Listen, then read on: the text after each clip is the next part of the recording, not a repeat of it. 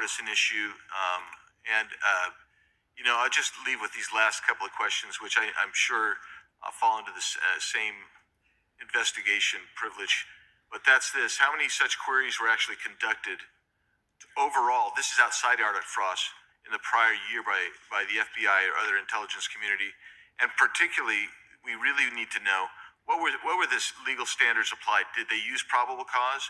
Did they use reasonable articulable suspicion? Or did they have no individualized suspicion and just were gathering up information? And that's beyond the investigation with regarding Arctic frost. I don't expect you to have that information today, but if you can help get that information so we can understand the extensive nature of this continued misuse of 702, it would be very particularly helpful. And it was extensive. Yes, Congressman. Thank you. Time of the gentleman has expired. I have a UC, Mr. Chairman. And that is the gentlelady from Texas. I ask unanimous consent to enter into the record.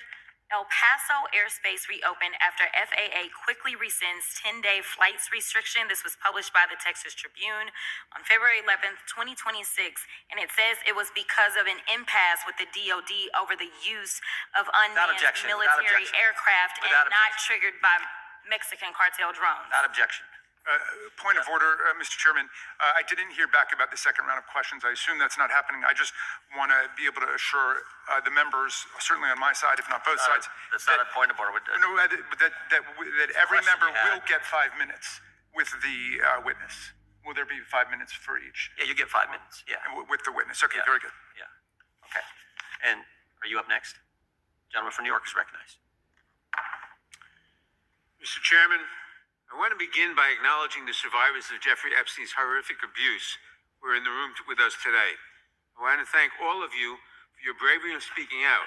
I want to say that you and the other survivors of these heinous crimes deserve better from this Department of Justice.